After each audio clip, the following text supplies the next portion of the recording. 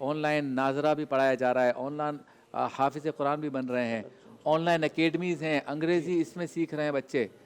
Course کروانے والا جو ہے وہ ویسٹ انڈیز میں بیٹھا ہوا ہے, اور ساؤتھ امریکہ اور نارتھ امریکہ کے اندر سمندر کے کنارے, اور پڑھنے والا چاکی واڑہ لیاری کھارادر میں بیٹھا ہوا ہے, اور اسی سوشل میڈیا کے ذریعے. دیکھیں نا آپ, یہ مطلب آپ مطلب ذہن دیکھیں کیا کہ کہاں نارتھ امریکہ اور کہاں چاکی واڑہ. تو آپ کہتے ہیں کہ سوشل میڈیا خراب ہے. سیٹ کس طرح کرے کہ کچھ توازن آ جائے بس. اب مفتی صاحب نے جو بات کی نا, یہ اتنی سنجیدہ بات ہے. مجھے تو حیرت ہے ان اہل خانہ یا گھر والوں پر جو اپنی بچیوں کو نہیں روک رہے. چلو لڑکے تو کر ہی رہے اوٹ پٹانگ حرکت ہے سوشل میڈیا, وہ لڑکیوں کو نہیں روک رہے کہ لڑکیاں وہ سب کچھ کر رہی ہیں پیسے کمانے کے لیے اور شہرت کے لیے, جس کا کبھی تصور نہیں تھا. بالکل ایسا, یعنی سوچا بھی نہیں تھا کہ ایسا ہمارے موبائل و گھروں میں ہوگا. اور کن گھرانوں کی لڑکیاں؟ ہمارے پاکستان کے ان علاقوں کی وہ بچیاں ہیں جہاں پر گھر سے ہماری عورتیں بغیر پردے کے نہیں نکلتی. یہ سرائکی بیلٹ, یہ پختون بیلٹ, یہ بلوچستان کے بیلٹ, یہ کراچی کے کچھ علاقے, لاہور کے علاقے, ہمارے یہ بہاول پور, رحیم یار خان والی یہ پٹی, ملتان شریف, یہ مدینۃ الاولیاء, یہ جی کے پی کے, یہ وہ آزاد کشمیر, یہاں عورتیں بغیر پردوں کے اب بھی نہیں نکلتی. آپ اپنے گھر پہ دیکھیں تو صحیح آپ کی بچی کر کے آ رہی ہے. لیکن لڑکوں کو تو ہم انشاءاللہ لگام دے ہی دیں گے کسی نہ کسی طرح. بچیوں کو کون روکے گا؟ جی مصطفیٰ. بسم اللہ الرحمن الرحیم. سب سے پہلے تو میں شبیر بھائی یہ بات عرض کر دوں کہ ماشاءاللہ اکثر میں نے دیکھا ہے کہ آپ کے اندر وہ ایک رمق پائی جاتی ہے کہ اپنی مٹی پہ چلنے کا سلیقہ سیکھو, سنگ مرمر پہ چلو گے تو پھسل جاؤ گے. سوشل میڈیا اس وقت ایک بازار کسی یوں سمجھیے کہ حیثیت رکھتا ہے, اور بازار میں بچوں کو اکیلے نہیں بھیجا جاتا, والدین ساتھ جاتے ہیں, اور والد صاحب یا والدہ اس کو سمجھاتے ہیں کہ بیٹا یہ کھلونا لوگے تو فائدہ ہوگا, اور یہ کھلونا لوگے تو نقصان ہوگا, مال کا بھی ضیاع ہوگا, وقت کا بھی ضیاع ہوگا, اور یہ کچھ دنوں کے بعد خراب ہو جائے گا. اسی طریقے سے اگر میں یہ کہوں کہ سوشل میڈیا ایک اب جو صورتحال چل رہی ہے, اس کا انکار نہیں ہے کہ یہ ایک طاقت کی صورت اختیار کر چکا ہے. صحیح. اور یہ اتنی بڑی طاقت کی صورت اختیار کر چکا ہے کہ مبصرین اور دانشور حضرات یہ کہہ رہے ہیں کہ یہ 5th جنریشن وار کا ایک انتہائی قدم بھی ہو سکتا ہے, اور ایک ابتدائی قدم کے بعد یہ اپنے عروج اور بام کو پہنچنے والا ہے. اللہ. پھر اس کے بعد سوشل میڈیا یہ سمجھیے کہ بارش کے گرتے ہوئے قطروں کی طرح ہے.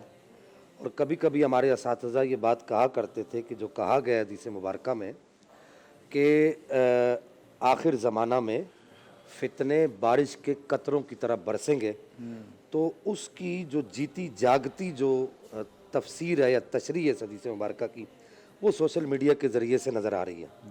بہرکیف اگر بارش موسلا دھار ہے یا جیسی بھی ہے, تو جانے والے کا حق بنتا ہے کہ وہ اپنے ہاتھ میں چھانٹا, چھتری وغیرہ کوئی ایسی چیز رکھ کر جائے تاکہ وہ اس کے قطروں سے اور اس کے ضرر سے محفوظ رہے. اب یہ ہمارا اپنا فرض بنتا ہے کہ ہم نے اس سوشل میڈیا کے جو اثرات ہیں ان کو کس طریقے سے اپنے اوپر اپلائی کرنا ہے. ہم نے سوشل میڈیا سے کون سے فوائد حاصل کرنے اور کون سے نقصانات ہمیں حاصل ہو رہے ہیں.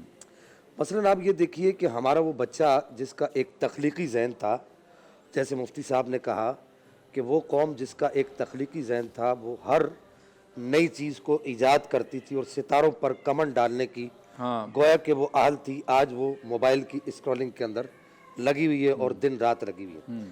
اور ان کا صرف اور صرف ایک ہی مطمح نظر ہے, اور صرف ایک ہی جو ہے وہ ان کے ذہن میں یہ بات ہے کہ کسی طریقے سے وائرل ہو جائے, اور ہماری بات جو ہے ہمارا جو تھوبڑا جو ہے یہ لوگوں تک پہنچ جائے, لوگوں کو نظر آنے لگ جائے. یہ کیا ہوتا ہے؟ تھوبڑے سے مراد یہ چہرہ مبارک, یہ لوگوں تک پہنچ جائے, لوگ اس کو دیکھنے لگ جائے. اب اس میں مبارک, جی ہاں, اب اس میں ہم اس بات کی بالکل بھی تمیز نہیں کر رہے, بالکل بھی ہم اس میں جو ہے فرق نہیں کر پا رہے کہ ہم نے کس طریقے سے لوگوں تک اپنا پیغام پہنچانا ہے. معذرت کے ساتھ پیغام پہنچانے کا تو کسی کو بھی کچھ نہیں ہے.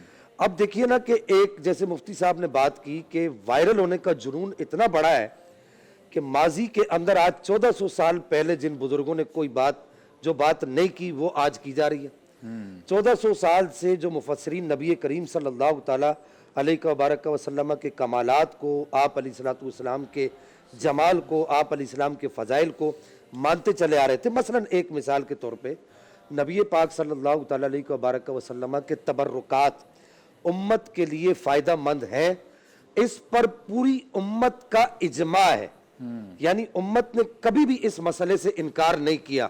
اس کی صرف ایک مثال دے دوں کہ اس امت کے سب سے بڑے کمانڈر اور سب سے بڑے مجاہد حضرت سیدنا خالد بن ولید رضی اللہ تعالیٰ عنہ و ارضا عنہ سرکار, وہ کیا فرمایا کرتے تھے کہ میں جس جنگ میں بھی گیا, جنگ کا پاسا پلٹا, میری تلوار کے زور سے تو پلٹا, لیکن میرے سر کے اوپر ایک چیز تھی جس کی وجہ سے مجھے وہ فوائد حاصل ہوئے کہ پوری دنیا میں آج خالد بن ولید کے نام سے دنیا کانپتی ہے.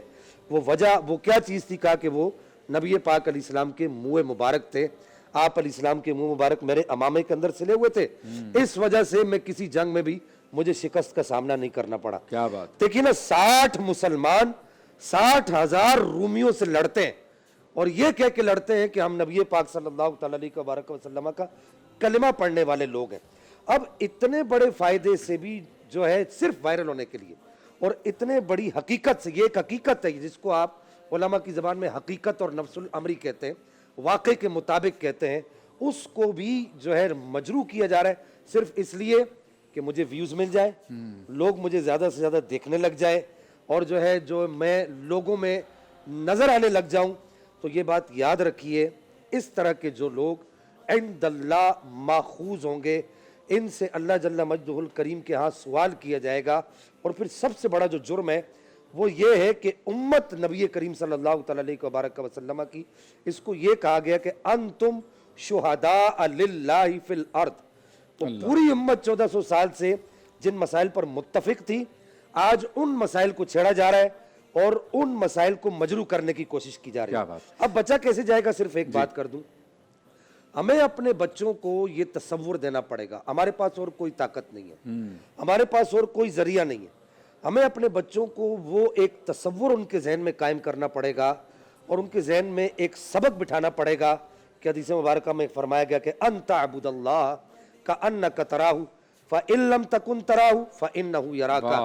کہ بچے کو یہ کہیں کہ بیٹا کوئی دیکھے یا نہ دیکھے, بچے کے علاوہ بڑے کو بھی میں کہوں گا, اس کو بھی یہ سوچنا چاہیے کوئی دیکھے یا نہ دیکھے, ایک ایسی طاقت ہے جو ہر وقت تجھے دیکھتی ہے. اگر یہ تصور قائم ہو جائے تو ہم اس کے نقصانات سے بچ سکتے ہیں.